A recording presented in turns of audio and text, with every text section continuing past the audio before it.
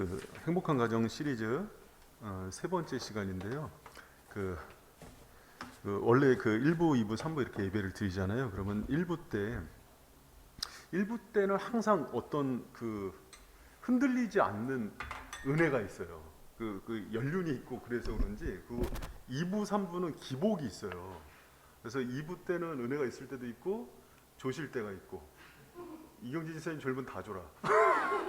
그런 게 있는데 그 행복한 가정 시리즈 들어와서 이상한 현상이 있어요. 뭐냐면 제가 사실은 제일 걱정한 게 3부였어요. 청년들이 공감대가 있을까 그랬는데 사실은 3부 때 의외로 폭발적이고 1부 때 느낌이 그 차중에 그 처음에 이제 그 운전 초보들이 할 때 나는 이미 늦었어 먼저가 이런 느낌.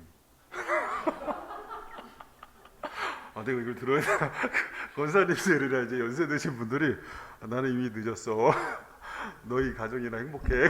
그런 느낌이 있어서 여러분 가정에 대한 비전은 나이가 적든 많든 포기해서는 안 돼요. 마치 교회에 대한 사명과 비전과 동일해요. 그래서 늦은 거 없어요. 나는 이미 늦었어 먼저가 그런 마음으로 듣지 마시고 주님의 진리 가운데 여러분 이 시리즈를 통해서 여러분들의 가정이 아름답게 세워지는 은혜가 있기를 축원합니다. 할렐루야. 그래서 그래도 이제 2부, 3부는 좀 3부는 되게 기대감이 있고 앞으로 이제 가정에 대한 소망만 있잖아요. 근데 2부는 아직 좀 산전수전을 덜 겪었어. 그래서 아직 가능성이 있어. 그 1부는 내가 그냥 포기하고 살지 이런 느낌인데 여러분 그러지 말고 이 말씀을 통해서 여러분들의 가정이 아름답게 빚어지는 은혜가 있기를 축원합니다. 여러분 가정이요 문제가 없는 가정이 없죠. 여러분 가정의 문제는 뭐예요? 부부간의 가정에 뭐예요? 없어요? 여러분 그 미국의 그 인포그래피라는 그 잡지에서 부부 갈등을 조사를 했는데 1위가 소통 문제였어요. 1위 소통, 2위 재정, 3위 학대 폭력. 미국도 폭력이 있나 봐요 학대가. 그리고 이제 4위 성 문제, 5위가 가정에 대한 또 그 배우자에 대한 불성실의 문제. 우리나라는 조사했더니 그 한국일보에서 2015년도에 조사했는데 1위가 성격 차이, 2위 가정 문화 차이. 근데 1위, 2위가요 사실은 그 미국 1번이랑 똑같은 거예요. 여러분 성격 같은 사람 있어요? 그럼 자라온 환경 같은 사람 있어요? 저랑 집사람은 상극이에요.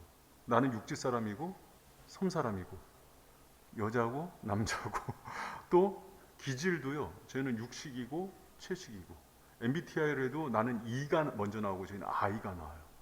그러니까 E는 외향적, I는 내향적 이렇게 들어가거든요. 혈액형도 난 O, A 맞는 게 하나도 없어요.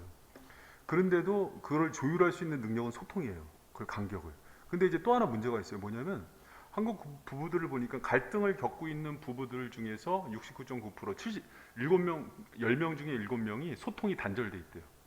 그러니까는 사실은 부부관계나 가족관계는 문제가 없을 수는 없어요. 그건 아주 전제입니다. 기본 인간관계는 모든 문제가 필수로 한다. 그러나 그것을 풀어가는 게 소통이거든요. 근데 대부분의 갈등이 있는 가정 가운데 70%가 소통 단절 가정이래요. 부부간에. 그러다 보니까 해결이 돼야 안 돼요. 갈등이 일어나면 싸우고 싸움이 되면 소통이 단절된 상태에서 갈등이 심화가 된 게 더 큰 싸움이 되고 그러다가 파국에 맞는 거예요.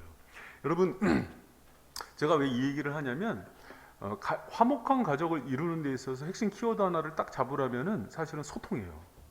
여러 가지 문제 있을 수 있어요. 재정 문제도 있을 수 있고 건강 문제도 일어날 수도 있고 여러 가지 성격 문제, 학대 문제 일어날 수 있는데 그거보다도 더 중요한 게 부부 가운데 문제를 해결할 수 있는 실마리가 소통의 물꼬리 튀어 있는가 이게 가장 중요해요. 그래서 부부학교에서 가르칠 때 아주 로고처럼 그 표처럼 가르치고 있는 것 중에 하나가 있어요. 뭐냐면 소통은 형통이고 불통은 고통이다. 따라합니다. 시작. 소통은 형통이고 불통은 고통이다. 여러분 가정이 형통이에요, 고통이에요? 소통은 형통이고 불통은 고통이에요. 그래서 부부 관계가 정말 이렇게 친구처럼 대화가 되고 어떤 얘기도 깊이 있게 할 수 있는 관계가 되면은요 굉장히 행복하고 형통해요. 여러분 이 세미나를 통해서 여러분 가정이 소통이 있고 더 풍성한 대화가 있고 친밀한 대화가 있고 그래서 형통한 부부관계, 가족관계가 되길 축복합니다. 예, 청소년들한테도 물어봤어요. 부모들하고 대화가 되는 그 부모들이 몇 프로나 되나? 더 적게 나와요. 10% 20% 미만이에요. 특히 사춘기 청소년들. 그러면은 세대 간의 부모 간에 그럼 형제지간은 대화가 많이 될까요? 더 안 됩니다. 더 안 돼요. 그 안녕하세요 보면은 8년 동안 대화한 형제들 막 이렇게 나오고 그러죠.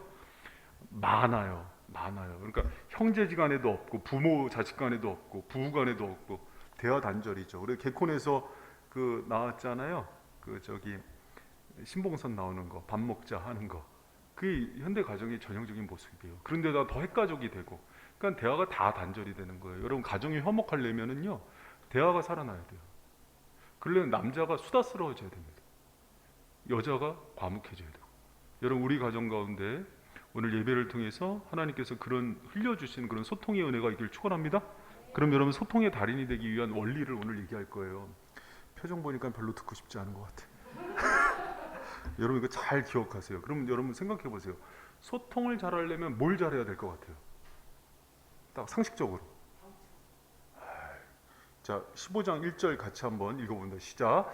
유순한 대답은 분노를 시게 하여도 과격한 말은 노를 격동하는. 여러분 여기서 보면은요, 막 화가 난 상태예요. 화가 난 상태에서는 대화가 안 되죠. 그런데 여기서 보니까 유순한 대답이 그 분노를 시게 하고 화목을 만들어낸대요. 근데 여기서 보면은 유순한 대답은 전제 조건이 있어요. 뭐냐면은 뭐예요? 뭐예요? 유순한 대답은? 아까 이주연 선생님이 얘기한 거예요. 듣는 거예요. 듣는 거. 사실은 경청을 전제로 한 대답이에요. 우리가 많은 사람들이 대화, 소통의 달인하면은 꼭 생각하는 게 뭐냐면 좋은 정답을 주면은 대화를 잘하는 걸로 생각해요. 멋진 말을 잘하는 사람이 대화와 소통을 잘한다고 생각해요. 그래서 대화가 안 되는 거예요. 대화는요, 사실은 대화의 출발과 시작은요, 경청이에요. 누군가의 얘기를 귀담아 듣고 내가 경청을 뭐라고 얘기하는지 알아요? 대화 전문가들이 그 사람 앞에 섰을 때 내가 존중받는다는 느낌이 들게 하는 게 경청이래요. 여러분 성도들 중에 있어요. 제가 딱 얘기를 하면은 경청해 주는 분이 있고요. 딱 하면 저 새끼 이런 태도가 나오는 사람들이 있어요. 그러나 여러분 경청은요, 인간관계에서 호감이 가고 정말 대화가 되고 싶어하는 사람에 있어서 첫 번째예요. 여러분 자기 아내와 남편을 돌아보세요. 내가 어떤 얘기를 할 때 내 남편이 아내가 경청을 해주는 사람인가 그러면은요, 기다려져요. 이 사람이랑 얘기하는 게 즐거워요.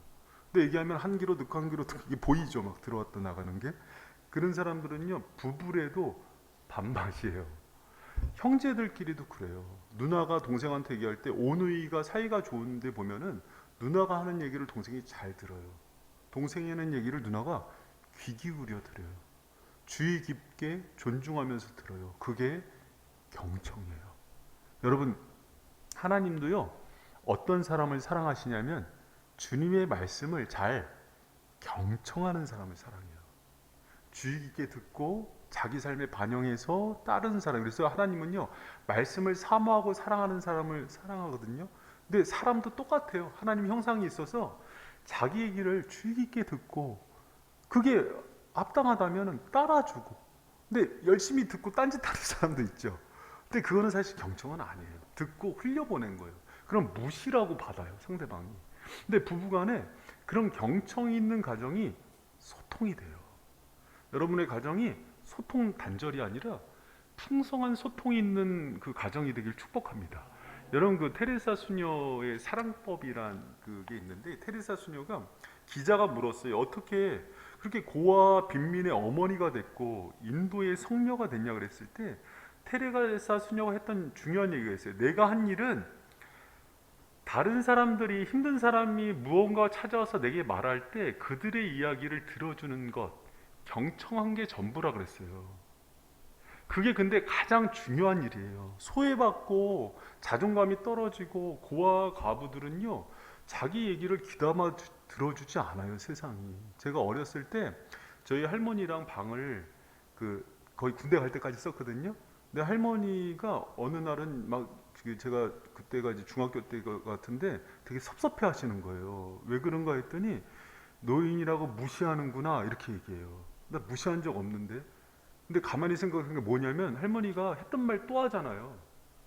그리고 자꾸 전원일기 일용엄미가 왜 여기에 나오니 물어보잖아요. 할머니도 이해가 안 돼. 일용엄미가 왜 수사반장은 왜 나와? 이렇게 자꾸 물어보거든요. 그러면 그 귀찮잖아요. 그러니까 그냥 다른 프로예요. 그냥 이렇게 넘어가거든요. 근데 할머니는 그걸 무시로 받는 거예요. 근데 그것 때문에 어머니 아버지한테 뒤지게 맞고 나서 회개하고 왜 할머니가 식사를 안 하시니까 이게 무슨 뒤지게 맞고 나서 그 다음부터는 제가 어렸을 때 제 할머니가 저한테 남겨준 선물이 뭐냐면 경청을 선물해 주셨어요. 그래서 제가 사역할 때 어르신들이 저를 그렇게 좋아했어요. 젊은 사람들은 별로 안 좋아해도 그의 권사님 장로님들이 그렇게 이뻐했어요 저를. 저 그 20대 전도사 때부터. 왜 그런 거 했더니 어른들이 얘기하면 제가 그렇게 말을 잘 들어드린대요. 네, 리액션도 좋아. 거의 뭐 TV 프로에서 섭외 1순위야. 그래요? 막 이러면서 막 이러면서 근데 그게 그렇게 좋으신가 봐요. 그러니까 할아버지 할머니들이 계속 얘기하고 싶은 거예요. 그러니까는 제가 사실은 좀 잘한 것 같아서 재수없어도 들으세요. 이 나를 찾고 이렇게 얘기하고 싶어하는 사람이 끊이질 않았어요. 목회자들이 다 그런 건 아니에요. 그러니까는 동기 목사님들은 거꾸로 고민이 많아요. 찾는 사람이 없대, 성도들이. 근데 이 목사님들의 특징은 뭐냐면 자기만 얘기해요. 그러니까 여러분 사람들이 자기가 얘기하는 걸 좋아해요, 듣는 걸 좋아해요? 사람은 얘기하는 걸 좋아합니다. 근데 사실은 대화를 잘 이끌어내는 사람의 특징은요, 듣는 거예요. 남편들이 아내 얘기 지겨워도 많이 들으셔야 돼요. 왜 아내만 아멘을 해? 우리 남편들만 많이 들으셔야 돼요. 왜 한 명만 남편이야? 윤홍 집사님 이혼이냐? 야고보서에서는 대화의 중요한 원칙을 소개를 해요. 같이 한번 읽어봅니다. 시작. 내 사랑하는 형제들아 너희가 알지니 사람마다 듣기는 속히 하고 말하기는 더디하고 성내기도 더뎌. 뭔가 내가 화낼 만한 이유가 있어요. 갑이에요. 그런데도 뭘 먼저 하래요? 듣기를 먼저 하래요. 경청이 대화에 있어서 가장 중요한 첫 번째고 대화를 여는 키예요. 그래서 여러분 근데 할 말이 있어도 사실은 한 번 침을 꿀꺽 삼키고 심호흡을 3번 하고 얘기를 하는 거예요. 그런 사람이 대화를 잘 풀어가요. 여러분 그 탈무드에 보면은요, 그 유대인들이 좋아하는 책이죠. 성경 다음으로 중요하게 생각하는 책인데 부부 갈등이 막 하는 남편이 랍비를 찾아가요. 선생님 너무 갈등이 많은데 어떻게 하면 이거를 화해하면 좋을까요? 그랬더니 랍비가 미션을 줘요. 아내의 말에 귀를 기울이라고. 귀를 기울이고 쭉 있게 들으라고 경청을 얘기해요. 가서 귀를 기울이고 자기 할 말 안 하고 계속 들었더니 그렇게 관계가 좋아지더래요. 근데 뭔가 이렇게 뭐 2% 좀 찜찜해서 제가 아내의 말을 들었더니 관계가 좋아졌다고. 근데도 뭔가 부족하다 그랬더니 랍비가 그 다음 미션을 줘요. 그러면 이번에는 아내가 침묵의 언어를 들으라고. 남편들이 제일 힘들어하는 마음의 소리. 그거를 듣기 시작하면 완전 풀린다고. 그러니까 여러분 여자들은요, 우리가 이제 부부학교 때 부부학교 때 가르친 거 자꾸 얘기하면 안 되는데 부부학교 온 사람들이 손해인데 여자들과 남자들은요 언어 체계가 달라요. 남자들은 논리적이고 이성적인 언어라고 여성들은 정서적이고 감정적인 언어를 해요. 근데 그 정서적이고 감정적인 거는요 마음의 언어예요. 그래서 삐지거나 정서적으로 틀어진 거를요 남자들이 맞춰줘야 돼요. 그걸 어떻게 봐? 남자들 힘들잖아요. 여보 나 예뻐? 오늘 스트라이프 예뻐? 뭐 노란색 예뻐? 그럼 뭐 이경재 집사님이 병아리 같아 병아리. 그럼 그날 죽는 거잖아요. 예뻐 하면 너무 예쁘다 하면서 디테일하게 설명해주고 막 이렇게 얘기해야 되는 거거든요. 나 살찐 거 같아 그러면 안 찐 거 같아 그러면 관심 없어? 막 이러고 화내고. 그때 마음의 정서를 맞춰주는 건데 이런 얘기하면 남자들에게 힘들어요. 근데 부부학교에서 가르쳐주는 기본 출발이 뭔지 알아요? 결혼은 서로 다른 언어 체계를 배우는 거로 가르쳐요. 미국 가면 영어 배워야 되죠? 영어 안 배우려면 미국 안 가는 거예요? 그러면 결혼은요 배우자의 언어를 배우는 거예요. 그 언어 배우기 싫으면 결혼하면 안 되는 거예요. 왜 했어? 그 언어를 배워서 결혼하는 거예요. 그걸 안 배워서 갈등이 일어나요. 근데 거꾸로 여성들도 논리적으로 객관적으로 얘기하는 남성들의 언어를 같이 배워서 토론할 수 있어야 되는 거예요. 서로 배우는 겁니다. 나한테만 맞추라 그러지 말고. 그런데 서로 하면은 이쪽은 영어 쓰고 이쪽은 한국어 쓰고 쩔쩔쩔 하다가 그러다가 머리끄댕이 잡고 싸우는 거예요. 그러니까 결혼의 기본을 모르는 거예요, 사실은. 그리고 그 결혼 예비학교도 안 오고 부부학교도 무슨 배짱으로 사는지 몰라. 괜히 그러는 거예요. 여러분, 그 사실은 경청, 그 사람이 얘기를 들을 줄 아는 능력이 있는 사람 배우자가 거의 없어요. 근데 남자들 잘 들으세요. 내가 목사님 아내 얘기 그 피곤하게 들어야 되겠어요? 갔다 오면은 쓸데없는 이웃집 얘기, 성민이 엄마 얘기, 성민이 엄마가 그 오복이 얘기, 성민이 엄마 집사람 친구고 오복이는 그 집사람이 키우는 개 이름이에요. 그 얘기까지 내가 다 들어야 돼요. 듣는 거예요. 그거 다 귀찮게 듣고 과정 다 듣고 그 얘기 속에 있는 그 마음을 헤아려서 대화를 하게 돼 있는 거예요. 할렐루야? 그게 남편의 사명입니다. 그리고 그 언어를 개발해서 결혼하게 돼 있는 건데 이거는 결혼하자마자 자기 언어만 써, 서로. 그게 옳다고 주장하는 거는 기본적으로 배우자의 자격이 없는 거예요. 근데 이거를 기본적으로 부부학교에서 다 가르치거든요. 근데 안 와. 너무 속이 터져. 그리고 싸워. 그리고 AS 받으러 와. 여러분, 잘 배우면요 싸움이 10번이 그치는 거예요. 여러분, 제발 이렇게 우리가 주님 안에서 어떻게 아내와 남편을 대해야 되는지를 아는 저와 여러분 되시길 축원합니다. 소통은요, 그래서 자기 주장하는 게 아니라 경청인데, 특히 남자들 잘 들으세요. 아내가 어떤 얘기를 하면 리액션을 하는데 막 가르치고 논리적으로 막 얘기하려고 그러지 말고, 최근에 이제 우리 결혼 준비하는 청년 나한테 한번 혼났지. 아내를 갖다 놓고 다큐멘터리를 하는 거예요. 아내는 드라마를 얘기해 줘야 되거든요. 근데 막 이거는 어떻고 막 학문적으로 논문을 써라. 논문을 써. 이 자매가 착해서 그렇지 나 같으면 넌 아웃이야.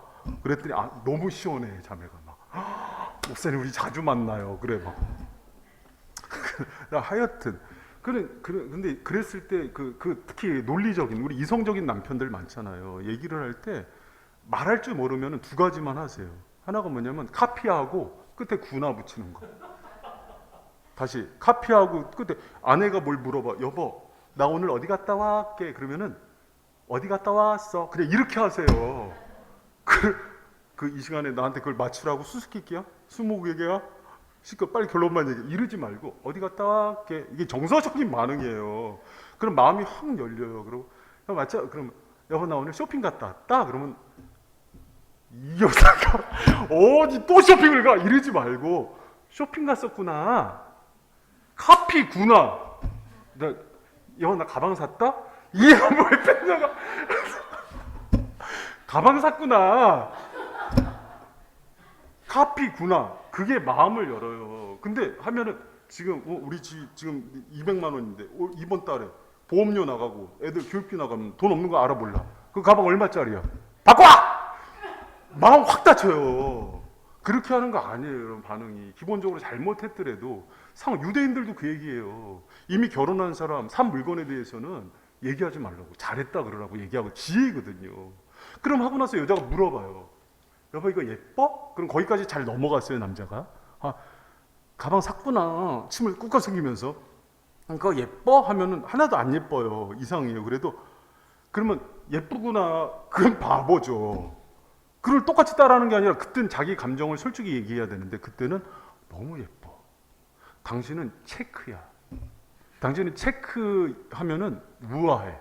이런 표현들을 해주면서 지금 뭐를 하는 거냐면 사실은 말을 하는 게 아니라 뭘 가르친 거예요? 경청을 가르치는 거예요.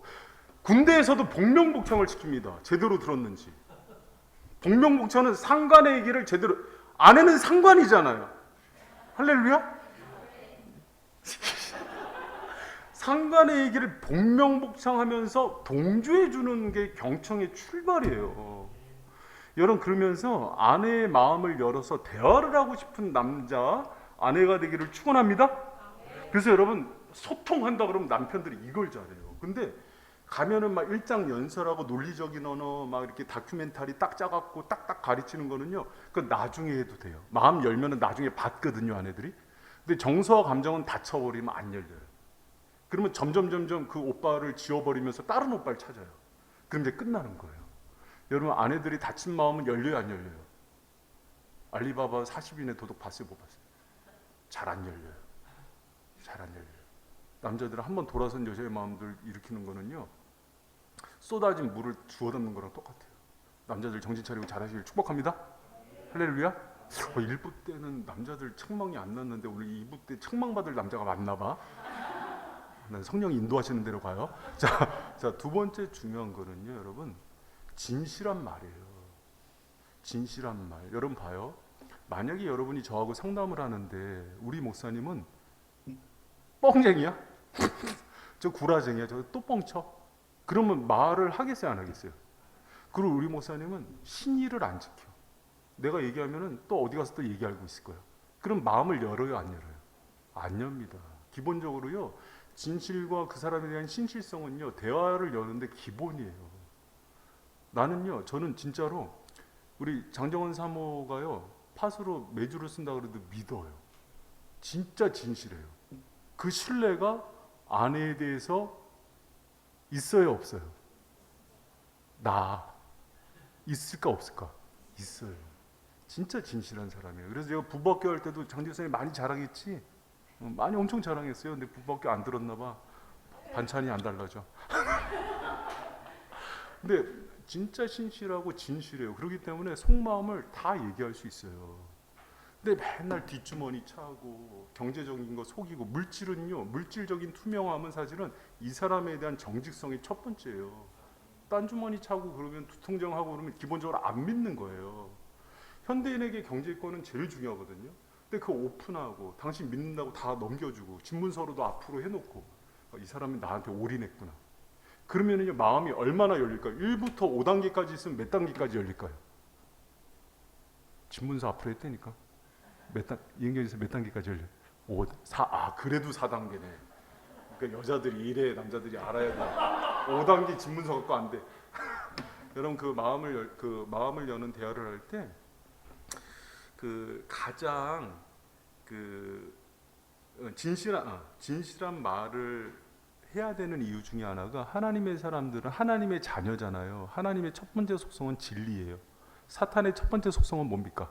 거짓이에요. 우리가 하나님을 신앙생활하고 닮아갈수록 진리와 진실과 신실함 속에서 하나님과 교제를 해야 되고, 그 성품으로 자신의 아내와 자녀들에게 나아가는 남편과 아내들 되시길 축복합니다. 그러면 마음이 활짝활짝 열려요. 여러분 그 흑인 인권운동가죠, 마틴 루터 킹 목사님이 연설을 되게 잘해요. I have a dream이라는 그거는 중고등학교 책에도 다 나오죠. 초등학교 책에도 나오던데. 그래서 대연설가고 문장이 너무 좋아갖고요, 이거 다 막 배우고 그래요. 그래서 물어봤죠. 어떻게 이렇게 연설을 잘하냐고. 그랬더니 루터킹 목사님이 했던 얘기 중에 하나예요. 나는 연설할 때 가슴으로 말한다 그래요. 가슴으로 얘기한다는 건 진정성과 진실이에요. 화려한 미사여구가 아니라. 그래서 여러분 가장 영향력 있고 멀리 나가는 얘기는요, 진실이에요. 때로 여러분 그거 알아요? 설교학 교수 중에서 설교학 박사로 그 장로교 신학대학원에서 가장 그 유명한 정장복 교수님이 있어요. 실명 거론하면 안 되는데, 이분은요, 그 수식 구조나 논리 구조가 너무 명확해요. 근데 이분 설교를 듣고 있으면 잠이 와요. 너무 매끄러운데 뭔가 이렇게 마음을 치는 진정성이 없어요. 근데 논리 구조도 약한 것 같고 거친 말인데 파워가 있는 목사님들이 있어요. 이분 이찬수 목사님이 특징이 그래요. 이찬수 목사님은 글로 써놓으면 되게 거칠어요. 문맥적으로 안 맞아. 근데 이찬수 목사님은요, 그게 느껴요. 진정성이. 이찬수 목사님은 그래서 호소력이 힘이에요. 그 학문적으로 볼 때는요, 사실은 그 학점을 준다면요, B+ 정도뿐이 안 돼요. 정장복 교수님은요, A+예요. 근데 누가 힘이 있냐면은 진정성 있는 진실된 이찬수 목사님의 설교에 사람들이 움직여요. 여러분, 우리의 말이요, 누군가를 움직이고 대화를 하고 소통을 하는 말이라면은 그 언어는 진정성과 진실을 담고 있어야 되는 언어임을 기억하는 저와 여러분 되시길 축원합니다. 그런데 한 가지 알 게 있어요. 진실한 언어는요, 아파요, 때로는.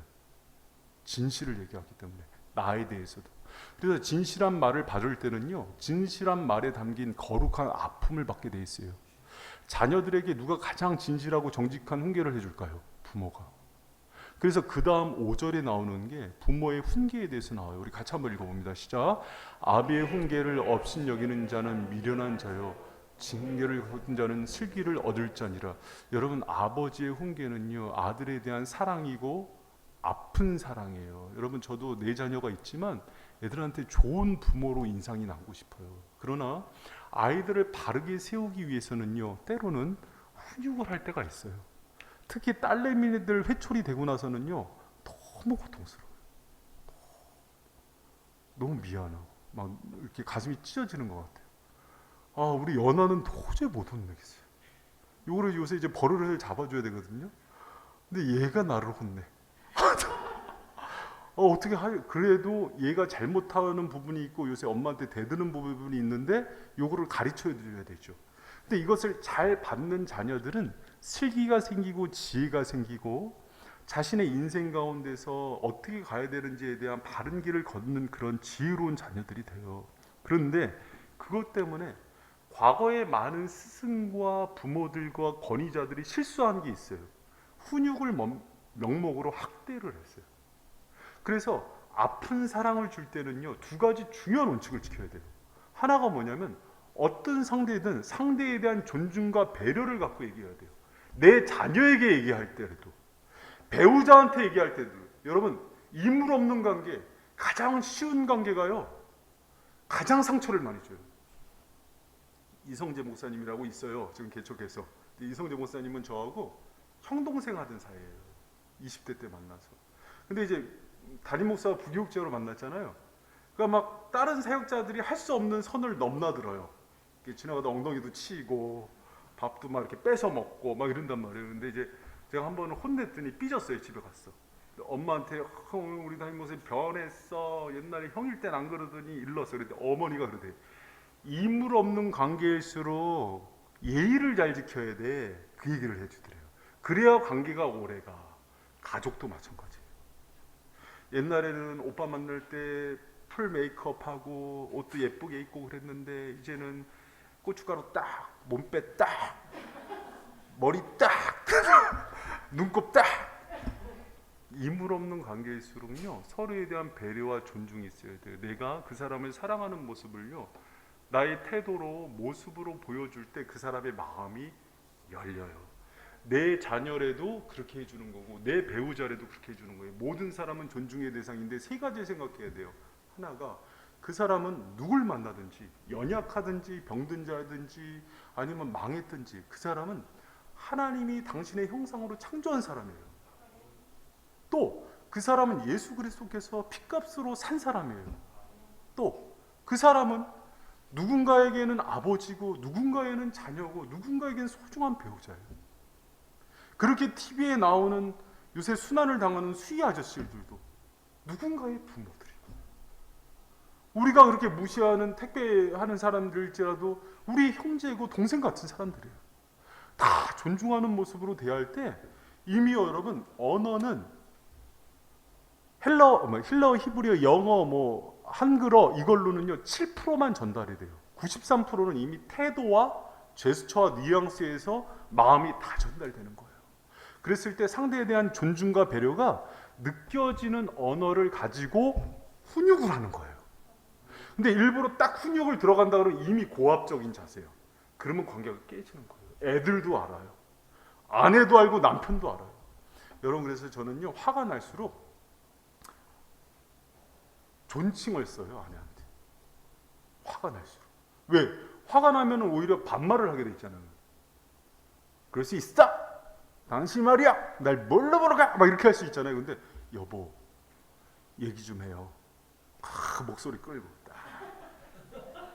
그래서 그 사람이 딱, 왜 그러세요? 그러면서 이제 정중하게 해야지 극한 싸움이 안 돼요. 무게 잡고. 근데 막 화날수록 격해지잖아요. 또 하나 여러분 생각할 게 있어요. 뭐냐면 제가 어떤 사장님이 막 기업에 막 좀 과장님이 일을 잘못 처리한 게 있어갖고 주말인데 전화를 하는 거야. 그래서 김 과장 나 좀 급하게 만나야 된다고 그랬더니 김 과장이 보니까는 지금 테니스를 치고 있었거든. 내가 지금 집 앞으로 1시간 후에 갈 테니까 빨리 나오라. 지금 테니스장인데 어떡하지? 그래. 빨리 나와. 지금 회사에 급해서 그렇다고 그랬는데 그냥 와. 그냥 편한 복장으로 갔어요. 근데 1시간 후에 나왔는데 김 과장이 양복을 풀로 딱 넥타이까지 차고 딱 나간 거예요. 근데 김 과장도 놀랐어. 사장님은 테니스복을 입고 온 거야. 뭐예요? 서로에 대해 사장 그런 인격이죠. 사장님은 자기 직원이 불편할까봐 테니스복을 입고 온 거고, 직원은 사장님을 만난다고 급하지만 집에 가서 정장을 입고 온 거예요. 예민한 문제인데 벌써 보는 순간 어떨까요? 마음이. 남자들은 존중이 움직이는 코드램이에요. 마음이 바뀌는 거예요. 김 과장이 나를 이렇게까지 대접하는구나. 김 과장 마음은 우리 사장이 인격자다. 그냥 예민한 문제인데 그냥 풀리는 거예요. 여러분, 제가 부교육자 오래 했지만 전도사 사역을 하면서 담임 목사님들한테 존중받는다는 느낌 별로 못 받았어요. 굉장히 이제 수직적이에요. 그래서 제가 그러지 않으려고 참 노력을 하는 편이에요. 우리 사역자들한테 차도 타주고, 뭐 때로 운전도 해주려고 그러고, 또 이제 식당 가면은 내가 수저 다 놔주고, 물도 따라주고, 일부러 그래요. 그러니까 그 섬겼던 모습을 보여주려고 하는데 가끔 제가 실수할 때가 있어요. 저도 모르게 내가 높은 포지션으로 대할 때가 있어요. 그러면은 민망해요. 민망하고 사역자들이 마음이 다치는 게 느껴져요. 그러면은 사과해요. 미안하다고. 그래서 어저께도 토요일 날 사역자 회의하면서 다 사과했어요. 제가 옥전사님 마음이 풀렸어요. 그래서 옥전사님 갖고 옥전사님만 갖고 그래. 옥전사님 그런 사람 아니에요. 내가 제일 믿을 수 있고 신뢰하는 사람을 자꾸 거론해요. 왜? 한성호 강도사 건드렸다가는 삐지니까 이거 또 큰일 났네. 이렇게 그러는 거예요. 그게 왜 그러냐면 그 사람의 마음 때문에 그렇게 얘기하는 건데, 중요한 건 뭐냐면 배려예요. 배려. 그리고 끝나고 나서 또 피드백 받아요. 내가 옥전사에 대해서 이런 얘기할 때 어떤 느낌이었어? 태은 목사. 그러면 목사님의 애정과 사랑이 철철 느껴졌습니다. 그런데 다행이다. 그리고 약간 양성원 목사가 목사님 그건 좀 위험하셨던 것 같아요. 그럼 내가 사과해야겠다. 이렇게 푸는 거예요. 근데 뭐냐면 제가 하고 싶은 얘기가 사실을 얘기하고 진실을 얘기하고 진정성 있는 얘기를 할 때도요, 결코 상대에 대해서 내가 그 진실이 있기 때문에 힘이 있는 위치예요. 그럼에도 불구하고 배려와 존중이 없이 얘기하는 건 상처가 돼요. 남편들이 70%에서 80% 싸움의 원인 제공을 합니다. 그러면 아내들은 순간 갑의 위치가 되면서 수사반장으로 바뀌어요. 이렇게 노려보면서. 근데 그 위치가 남자들한테 소통을 안 시키는 거예요.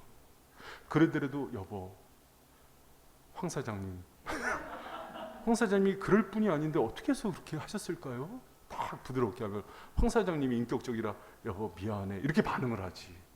근데 그냥 공격을 하면 마음이 확 다치는 거예요. 여러분, 지금 얘기하는 소통의 기술은요, 어디 가서 돈 100만 원씩 내고 배워야 되는 거예요. 잘 들으세요? 할렐루야? 진짜 중요한 거예요. 그래서 이런 부분들은 여러분, 김창옥 씨가 소통 전문가라서 여러 가지 얘기하는데 한 타임에 한 원리만 얘기해요. 근데 제가 지금 오늘 하는 거는요, 사실은 김창옥이 한 5, 6타임에 얘기하는 게 녹아져 있어요. 가져가다가 정말 이 원리대로 하면은 가지고 확 풀리는 은혜가 있을 줄 믿습니다. 아멘. 여러분, 그러고요, 중요한 게 분노 속에 절제를 유지하셔야 돼요. 다시 따라합니다. 분노 속에 절제를 유지해라. 목사님, 뭐 화났는데 무슨 절제가 돼요? 그게 인격이에요. 우리는요, 화나면 화난 대로 다 질리는 게 정당한 줄 알아요. 그렇지 왜 신앙생활해요? 그럼 여러분, 우리 옛날에 고향교회 담임 목사님 화나면은요, 막 눈 부라리면서 강대상에서 자기보다 나이 많은 권사님 장로님 이름 불러가면서 자격 없다고 때려쳐 막 소리 지르고, 나는 목회자가 저렇게 비인격적일까? 말이 안 되는 거예요. 분노를 조절하고 컨트롤할 수 있고, 아무리 기쁜 일이 있어도 내색하지 않고, 힘든 일이 있는 사람들을 배려하고, 인격이에요. 신앙생활 왜 합니까? 예수님 닮으려고 하는 거 아니에요? 그럼 가정에서 내 자녀에게 윽박지르고 혼낼 일이 있고, 남편한테 바가지 긁을 일이 있고, 남편이 아내에게 충고할 일이 있어도 그 분노를 절제하면서 그리스도의 교양과 훈계로 나아가는 게 신앙입니다. 할렐루야. 사랑하는 바이슨 성도 여러분, 우리가 하나님의 자녀고 신앙인이잖아요. 가정에서도 신앙인으로 살아가기를 축원합니다. 여러분, 에베소서 4장 26절에서 27절은 너무나 중요한 그 분냄의 원리를 얘기해요. 같이 한번 읽어봅니다. 시작. 분을 내어도 죄를 짓지 말고 마귀에게. 아멘. 여러분, 분 내지 말라는 얘기 안 해요. 사람이 희노애락이 있어서 건강한 거예요. 분을 내도 죄 짓지 않는 분을 내는 거예요. 할렐루야. 근데 특히 여성분들 이건 잘 들으세요. 여성들은 감정적인 언어가 많기 때문에 분이 나면 입에서 독이 나가요. 코보라. 그거 남자들이 맞으면요 죽을 수도 있어요. 생명의 위협을 느껴요. 남자들은 근데 이제 폭력이나 사실은 막 약간 좀 집어 던지고 막 이렇게 가거든요. 근데 여자들은 사실은 그거보다 더 강력한 힘이 있어요. 뭐냐면은 간접 공격. 그래서 직접적으로는 남자들이 많이 하지만 간접적으로 막 이렇게 옆으로 돌아가면서 애들한테 들어가! 너희들 애들한테 화내면서 공부 안 하면 네 애비 같은 놈 만나는 거야! 막 이러면서 온갖 거 막 쏟아내면서. 근데 그게 막 비수로 막 팍팍 꽂히지 막. 그게 여러분 그 여성들이 사실은 언어적인 능력이요. 사실 여성들이 남자보다 2배 많아요. 남자들은 하루에 15,000에서 2만 단어 쓰는데 여성은 3만에서 5만 단어를 써요. 비교가 안 됩니다. 남자들이 어버버버 해요. 여자들은 타타타타타. 그러니까 여러분 그 언어를 가지고 남자들을 회복시키는 데 써야 되는데 대부분 그걸 가지고 감정적인 폭격을 한단 말이에요. 그래서 우리 사랑하는 여성들이요. 아내들, 이거 아내들 들으라고 성령이 말씀하시네. 아내들, 분노 속에서 절제하시길 축원합니다. 남편에 대한 존중을 가지고 화가 날수록 존칭어를 쓰면서 그러면서 사랑하는 경재 씨? 이름은 경제인데 이렇게 경제가 안 좋아지지? 그러면서 지혜롭게 얘기하고. 할렐루야? 그러니까 이런 스킬들이 사실은 관계를 아름답게 해요. 그럼 화날 때요, 화가 나서도 그렇게 존중하는 걸 보면은요 아내를 더 사랑하게 돼요. 여러분 그런 복된 가정 되기를 축복합니다. 네, 여러분 그리고 이제 세 번째 중요한 거는요, 여러분의 언어가요 살리는 언어가 되어야 돼요. 우리 15장 4절 같이 한번 읽어봐요. 시작. 올량한 혀는 곧 생명나무라도 패려한 혀는 마음을 상하게 한다. 여러분 여기서 보면 그 올량한 혀와 패려한 혀가 나오잖아요. 근데 여기서 올량한 혀가 생명나무고 패려한 혀는 마음을 상하게 한다 그러죠. 그러면 진실한 언어와 거짓된 언어, 패려한 혀는 그러고 다른 사람을 깎아내리고 또 사고키어 비판하고 이런 혀거든요. 이게 마음을 상하게 해요. 그러면 정직을 얘기하고 진실을 얘기하는 이 혀는 생명나무다 하는 거는 대조잖아요. 그러면 마음을 어떻게 하는 걸까요? 온양한 혀, 패려한 혀, 대조. 생명나무 마음을 상하게 하는 거 대조. 그러면 생명나무는 곧 뭐를 주는 거예요? 마음을 상하는 거에 반대. 살리고 회복시키는 거예요. 소통의 중요한 거는요, 내가 말을 할 때 알아요. 사람은 나를 깎아내리거나 회복시키는 언어를 쓰는 사람이 있고요, 나를 죽이려고 쓰는 사람이 있고요. 그런 사람이 있어요. 여러분 개그맨들 중에서도요, 블랙 코미디 깎아내리고 흠집내는 개그를 하는 사람들은요 저급 코미디예요. 고급 개그를 하는 사람들은요 정말 고급스러운 이슈를 가지고 시사적인 개그도 칠 수 있고 아주 교양이 풍부하죠. 옛날에 그 기생들이 그랬대네요. 그런 사람들이 그러니까 시사에도 밝고 그러면서 이걸 해학적으로 풀고 이런 사람이 됐대요. 여러분 그래서 언어를 할 때 가장 저급한 언어는요, 약점을 공격하고 뒤에서 험담하고 상처를 주는 언어래요. 가족 간에 절대 해서는 안 돼요. 남편과 아내가 서로 관계가 안 좋아지면은요 깎아내리기 시작해요. 걷잡을 수 없어요. 근데 정말 풍성한 그 가정 가운데는요 서로를 세워줘요. 시댁에 가면은 남편이 아내의 칭찬을 막 해주고, 처가에 가면 아내가 남편 자랑을 막 해주고, 친구들 아내가 없는 곳에서 남편이 교인들한테 아내 자랑 막 그렇게 했어요. 그럼 아내도 남편한테 막 칭찬해주고, 너무 아름다운 관계예요. 여러분, 근데 언어가 단계가 있는데 어느 정도까지 이제 마지막에 가냐면은요, 신앙을 나누고 하나님께서 주신 그 성령의 음성을 나누는 관계까지 가요. 그러면은요, 서로 살아요. 결국 그 살리는 언어는 하나님의 말씀과 성령의 음성을 부부가 나눌 수 있느냐예요. 여러분, 그 부부 학교 하면서 보니까는 온 커플들이 다 신앙의 얘기 말씀을 나누는 커플들이에요. 그러니까 또 부부 학교로 오고, 그래서 관계가 더 좋아지고, 말씀을 안 나누고 신앙의 얘기를 안 하는 가정은 부부 학교도 안 오고, 그러니까 사이도 더 안 좋아져. 여러분, 살리는 말은요, 하나님의 주신 음성이요, 성령의 음성이에요. 그 말씀을 통해서 아내와 남편을 권면해주고 기도해주고. 그래서 아내가 남편을 위해서, 여러분 그러지 않아요? 내 아내가, 저도 제일 힘이 될 때는요, 제 아내가 저를 위해서 기도해줄 때더라고요. 가끔 힘들 때는요, 집사람한테 당신이 대표 기도해줘. 아내의 기도 소리를 들으면요, 용기가 나고 힘이 나요. 또 남편이 아내를 놓고 그 살리는 말이죠. 기도를 해주고 말씀으로 권면해 주면요, 그만큼 살리는 말이 없어요. 여러분, 우리가 서로에 대해서 인간적인 칭찬과 격려과 좋은 얘기도 하는 것도 살리는 거지만, 여러분의 입술 가운데 배우자와 자녀들을 살릴 수 있는 성령과 하나님의 음성이 있기를 축원합니다. 그 가정이 정말 복된 가정이에요. 생각해 보세요. 아버지가 다 가정 예배를 드리면서 애들을 말씀으로 권면하는데 애들이 은혜를 받고, 아내가 회복이 되고, 기도의 음성을 들려줬더니 애들이 소망을 얻고, 이거예요. 저 어렸을 때 지금도 잊혀지지 않는 게, 막 힘들고 사춘기 때 방황하면은 어머니가 새벽 기도를 갔다 와서 머리맡에 앉으셔서 머리에 손을 얹고 기도를 하는데 그 내용들이 다 기억나요. 그걸 듣고 나가면은 곁길로 가려고 하다가도 바로 서요. 그게 살리는 언어예요. 여러분 가운데 그 언어가 있기를 축원합니다. 그럼요, 가정에서 부모가 나를 살리는 언어가 있고, 또 배우자끼리 서로 그런 언어가 있다면은 어느 사람이 흔들리겠냔 말이에요. 여러분, 목회자들이 목회자가 아닌데 굉장히 많이 읽는 책이 폴 트리네의 책이에요. 의사예요, 이 사람은.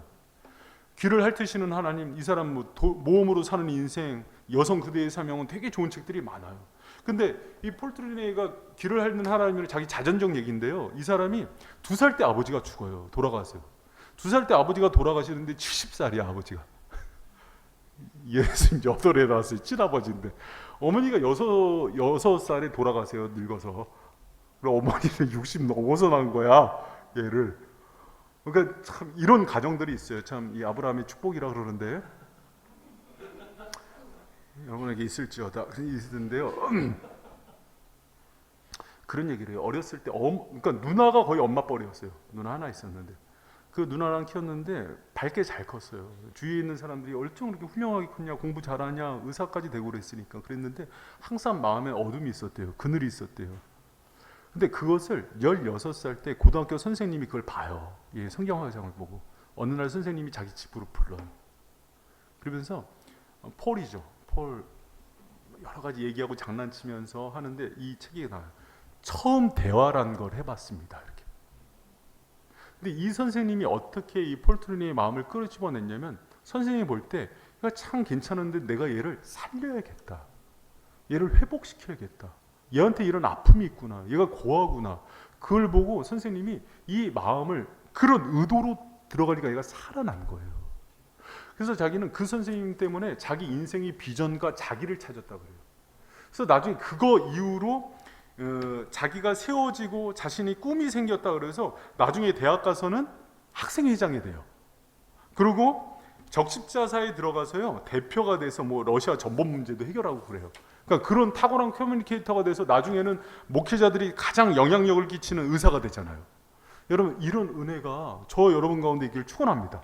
결국 뭐냐면, 내 언어에 내 제자건 내 자녀건 남편이건 아내건 살리고 세우고 싶은 마음이 있는지가 중요한 거예요. 그래서 내 언어가 이 사람을 살리고 회복시키는 언어가 되어서 절망 가운데 있고 좌절 가운데 있는 남편을 세우고, 낙심 가운데 있는 아내를 회복시키고 꿈을 잃고 실패한 자녀들을 일으켜 세우는 그런 언어가 되기를 축원합니다. 특히 우리 부모님들 이 책 꼭 읽어보세요. 부모 말의 파워라는 책이 있어요. 이 책에 보면은요 이런 논리를 가르칩니다. 그러니까는 자녀에게 아주 악한 말, 좀 이렇게 부정적인 말 한마디를 상쇄하려면 칭찬하고 축복하는 말을 10번을 해야 된대요. 그러니까 부정적이고 그렇게 악한 말이 그 정도로 강력하대요. 마치 변기에서 막 오랫동안 소변 넣어서 낀 노런 때는 락스 한 번이면 끝나잖아요. 그 정도인 거예요. 파괴가 막 염산이나 양잿물 붓는 정도의 그런 힘인 거예요. 내가 내 자녀에 대해서 뭔가 이렇게 분노를 조절 못하고 퍼부은 게, 그러려면 이거를 상쇄시키려면 어떻게 해야 돼요? 좋고 축복하는 말 10번을 채워야 되는 거예요. 그러니까 그 정도예요. 여러분, 우리 자녀에 대해서 어떤 상황 속에서도 살리는 말, 회복의 말, 긍정적인 말을 하는 저 여러분 되시기를 축원합니다. 여러분, 남편들 한번 오늘 집에 가서 테스트 해보세요. 아내가 머리를 딱 하고 왔어요. 그러면 딱 보자마자 하하 웃어요. 이렇게 하하, 향단이 같네. 그러면 여성들 그 머리 계속 하고 있어요? 아니면 바로 밖으로 가요? 기분 더럽죠. 근데 이미 포기한 건 괜찮은데 이게 계속 생각이 나서 밖으로 갑니다. 근데 밖으로 가는 길에 목사님을 만났어요. 머리 예쁘다. 그러면 조금 황 집사님 만나서 머리 예쁘다. 이 10사람을 만나야지 돌아선다는 거예요. 이해가 되죠? 자녀 얘기할 땐 마음에 안 와듣더니 머리 얘기하니까 그 정도로 말이 파괴력이 있어요. 그럼 여성 아내들이 자기 남편에 대해서, 남편이 아내에 대해서 그렇게 마음에 그런 감정을 갖고 한 번 던진 게요, 상쇄가 잘 안 됩니다. 그래서 언어의 파괴력인 게 불과 같고 말과 같고 배의 키와 같다는 거예요. 그래서 여러분, 언어로 사람을 살리고 죽이는 거예요. 우리 말을 통해서 사람을 회복시키고 치유하고 살리는 데 쓰임받는 저 여러분 되시기를 축원합니다. 여러분, 우리 이 말씀 같이 한번 읽어봐요. 시작. 무릇 더러운 말은 너희 입 밖에도 내지 말고 오직 덕을 세우는 데 수용되는 대로 선한 말을 하여 듣는 자들에게 은혜를 끼치게. 여러분, 덕스러운 말 하라는 표현 많이 듣잖아요. 덕을 세워라, 덕 있게 해라. 그게 살리는 말 하라는 거예요. 앞에 있는 무릇 더러운 얘기들은요, 남 깎아내리고 인신 공격하고 비난하고 모욕하는 모든 언행들을 뜻해요. 그러나 덕을 세우는 것은 살리고 회복시키고 치유하는 언어들이에요. 여러분, 제 언어가 목회자로서 우리 성도들이 목사님이랑 얘기하면은 소망이 생겨. 이런 언어가 되길 축원합니다. 목사님한테 가면은 난 죄인이야. 난 쓰레기네. 이런 느낌이 주는 분들도 있어요. 근데 그런 언어는 사용해서는 안 돼요. 여러분, 이것을 실천하기 위해서 제가 딱 2가지, 이거 집에 가서 여러분 부부끼리 꼭 나누세요. 오늘 말씀 2가지 실제적인 실천 방안 얘기할게요. 여러분, 부부 세미나 교재에 나오는 건데 부부 세미나에서 주는 지침이에요. 첫째, 말을 하기 전에 내가 이게 살리는 말인가를 확인할 때 4가지를 체크하게 돼 있어요. 도움이 되는 말인가, 내 배우자에게, 또 우리 아이들에게, 또 건설적인 말인가, 이게 저를 세우는 말인가 이거예요. 또 긍정적인가 이게, 아니면 또 이게 지금 적절한 말인가, 이걸 확인하는 거예요. 아니면 내가 그냥 분풀이로 하는 건가, 내 감정 해소하려고 하는 건가, 나를 위해서 하는 건가, 이걸 확인해야 돼요. 그런 얘기는 해놓고도 후회가 돼요. 또 하나, 미용 감사를 생활하라. 뭘 하라? 미용 감사. 뭐 미용실 이름인가? 그게 아니라, 미는 미안합니다, 용은 용 쓰세요? 용서하세요. 감은 감사합니다. 사는 가족들은요, 가까이 있으면서 가장 많은 은혜와 사랑을 주지만 가장 많은 상처를 주고받는 존재예요. 다 물어보면은 부모한테 상처 안 받은 사람이 없어요. 형제끼리 상처가 없는 사람이 없어요. 배우자끼리 상처가 없는 사람이 없어요.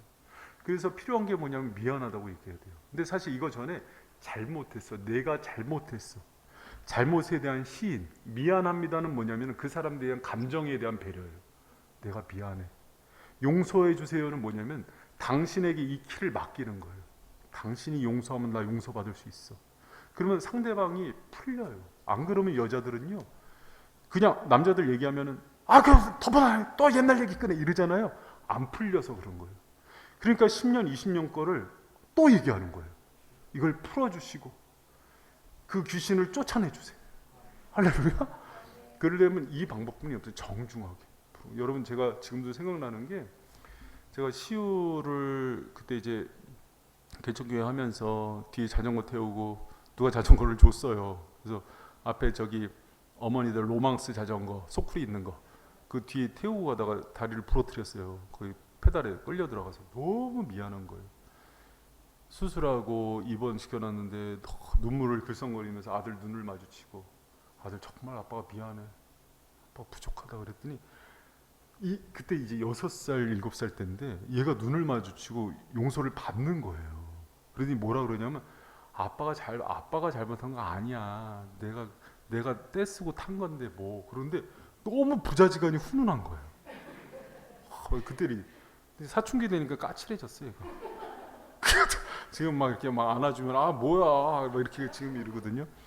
딸내미들한테 너무 지나치게 화를 내고 나면은 딸들이 마음이 상해 있어요. 그럼 방으로 이렇게 몰래 쓱 들어가요. 들어서 시연 아빠가 미안해. 아까 너무 화내서. 그럼 우리 시연이 괜찮아요. 우리 연우는 약간 좀 화통해. 내가 요새 콩자반이라고 별명 져줬거든요. 쬐까만 게 시커매갖고. 그럼 이제 연우는 확 이렇게 끌어안고 막 울어요. 그럼 이제 막 부녀가 막 울고 아빠가 괜히 그래. 그런 애들이 회복이 돼요. 그리고 이제 사랑한다는 얘기도요 많이 해주죠. 얘들아 사랑해. 그녀한테도 사랑해 하면은 말을 안 해요. 그녀는 말을 안 해요. 그녀는 벙어리인가 보다. 그녀는 편지를 써요. 카톡으로 사랑해요 막 이렇게. 난 말을 듣고 싶은데. 근데 이제 그게 제주도 문화가 다른 거예요. 그게 이해를 해야 되는데 이 말을 자주 해야 돼요, 여러분. 자주 해야 돼요. 아끼지 말고 오늘도 자기 아내한테 남편한테 잘못한 거 있으면 즉시 얘기하세요. 미안해 여보, 나 용서해줘. 또 좋은 거 있으면 여러분 고마워요. 내 고맙다는 얘기 되게 많아요. 여보 고마워요. 감사해요. 이 얘기하면은요 마음이 따뜻해져. 그냥 마음이 확 열리고 그냥 저녁에 이만한 족발이 막 나오고 그래요. 막 여보 족발 먹어 막 이러면서 막 그러죠. 그런 정말 가정이요. 다른 거 없어요. 때로는 부모님하고 때로는 애들하고 갈등이 있어도 부부간에 친밀한 대화가 있잖아요. 다 회복돼요. 그런 소통이 있고 대화가 있고 하나님과의 친밀한 관계가 있듯이 아내하고도 친밀한 소통은요 주님의 뜻이에요. 그런 가정 되기를 축복합니다. 난 틀렸어 먼저 가 이런 거 하지 말고 모든 가정은요 주님의 비전을 가지고 나가야 돼요. 어떤 담임 목사님이 교회를 보면서 우리 교회는 틀렸어 먼저 가. 그것처럼 절망이 어디 있어요. 여러분 가정은 주님이 세우신 곳이에요. 이 가정을 주님이 원하시는 모습대로 아름답게 빚어가는 저와 여러분 되시길 축원합니다. 같이 찬양하겠습니다.